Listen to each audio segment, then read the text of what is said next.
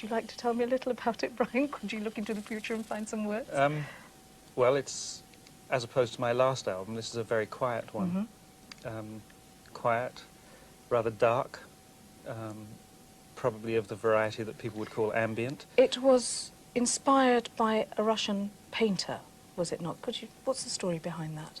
Well, I was in Moscow, and I always like to see what people are doing in painting, and I was told that there was this one old tenement block where all the painters had moved to. And indeed, there was a sort of deserted block of flats, and there were about 100 painters working there in tiny little rooms. And it was interesting because they were all painting huge pictures which they could never get out of the doors. And I met one painter there whose work I particularly liked.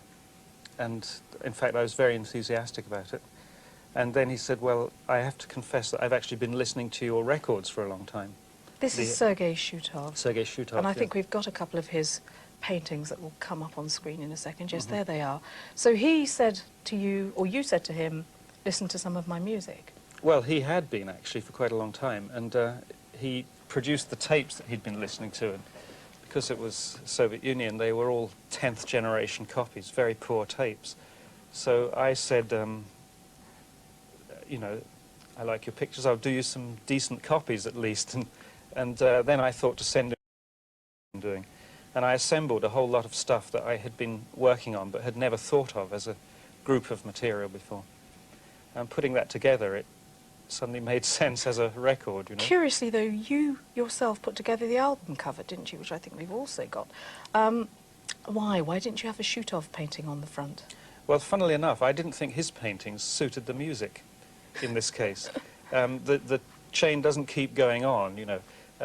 I thought that the visual work that I'd been doing, which is what this cover is taken from, worked much better for this music.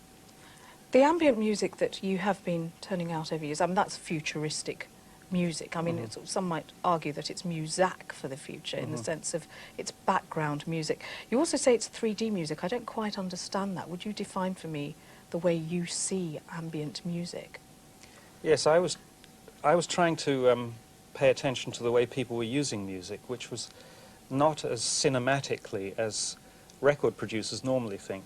Record producers usually design a record as if you sit in front of a screen and watch the horns do this and the backing singers do that and the drums do that. It's very two-dimensional, and I thought actually that people were using music much more environmentally than that. They wanted something that filled the whole space that they were in. And one of the feelings, I think, of modern recorded music is a feeling of immersion, not spectacle. It's not operatic in the sense of you sit and watch it. It's immersive. You jump into it, you know. And it just becomes a part of everything that you're doing. Yeah. Well, we've got a nice clip from a video called Ali Click, which you made, which is not ambient music, so let's not confuse everybody. Everyone's going to be really confused. Yes, but it's really good stuff, so have a look at this. Jolly Roger in a pickup has a packet on the horse, sees a docker with a bucket, just a ticket in a thicket. Silly Sally isn't pally with the crackers in the alley, she's a smacker and a whacker, wouldn't dally with a slacker.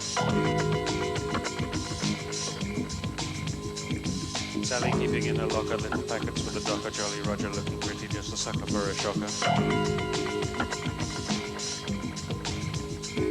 Jolly Roger in a pickup has a packet on the horse, sees a docker with a bucket, just a ticket in a thicket.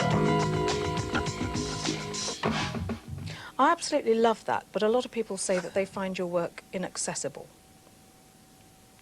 They would, wouldn't they? Well, they would, yes, they would, wouldn't they? I don't think it's that inaccessible. I mean, I've never sought to be obscure. I just do things that I like and I want to see. And usually a few years later, so do other people. Is it fair to say that you're much bigger in Europe than here? I mean, does that show a lack of imagination on our parts, that actually we're not seeing what you see? Well, actually, I think nearly everybody gets appreciated more in other countries than their home country. I mean, a lot of American artists say they get a much better response in England than they do in America. So I think this is just a universal problem, that if you can understand the language people speak, they're not mysterious to you. And being mystified is part of what makes people, being mystifying, shall we say, is part of what makes people into cult figures. So I'm not that mystifying to English people. Well, you're pretty mystifying to me. I used to go to school around the corner from where you lived in the glam rock days, and I used to stand there with my sherbet sticks watching you walk past every day with my mouth agape. You made a veil? Yes, Did you? yeah, made a veil, hi. But you are big in Europe, you do talk about the future. Do you have to change your view of the future for each country that you lecture in? It depends whether I'm being asked to talk locally or globally. So recently I was in Sweden talking about something, but it was particularly to do with Scandinavia, so I had to study a little bit. Well, one of your European projects is a Barcelona theme park, which I think you're working on with Peter Gabriel. Tell us about that. It's with Peter Gabriel and Laurie Anderson, and several other very interesting artists as well, but with a sort of three principles of it. Actually, it's a park, which theme park rather gives the wrong impression because you imagine lots of rides and Yes. high tech. It's more like a rather fantastic park. It's not the Gaudi Park. No, it's quite near the Gaudi Park. It's within the city of Barcelona, and we're hoping to. Yes, I mean the Gaudi Park stands there as a standard to at least be reached and hopefully exceeded. I mean, I'm not reluctant to talk about it, but it's just rather vague at the moment. It's not until we know how much money we get for doing, we actually have available. We can't tell details very Well, on much. that vague note, just stay here, don't move, but I want to just stick with music for a moment. Now, with the launch of compact cassettes and various other new music formats this week, was it actually an exercise in nostalgia when you put that together, or was it more for fun? Or No, it's not. It's not nostalgia at all. It's a part of a project that I'm working on called Vinyl Requiem, which I started on about two or 3 years ago. It's I mean I've worked with record players. you were like a modern, DJ. Yeah. I worked from the early '80s. Like I was first excited by stuff that I heard from from the States in the early '80s when I first heard the first. So how scratch long have you things. been putting it together? Well, this particular project for about 3 years now. 3 years. And where did you get all those Dansette record players? I buy them mostly from car boot sales. And do they cost a lot? No, not at all. Not at all. What, 15 quid? Or? No, nowhere near that. My top price is £5. I never pay more than £5 for them, and they're between 50 pence and £5 I pay for them. Yeah. Well, But, you've obviously done well out of them. I presume that vinyl has not been played in your house for many years, because you're very much a man of the future, aren't you? Yeah, I'm not particularly keen on vinyl. It's so difficult to do things with it, you know. Yeah. I mean, I appreciate this use of it. I was under the misimpression that Philip was going to talk about how much better vinyl sounded than CD, but I don't think that's your concern, really. No, it's not. No. Are either of you sorry to see the slow death of vinyl? Personally, no. I'm not. No, I'm not mortified by it. Not at all.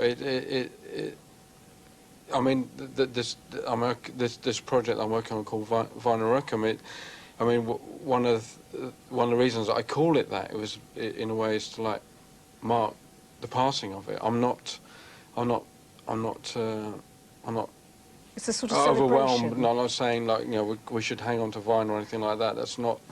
That's what I mean. I think CDs have some wonderful advantages over vinyl, in fact. But I mean, vinyl has been. Records have been a big part of my life. Yeah, I've got to say, we lose most of our music at home now that vinyl's dying, because we've only got about 40 CDs.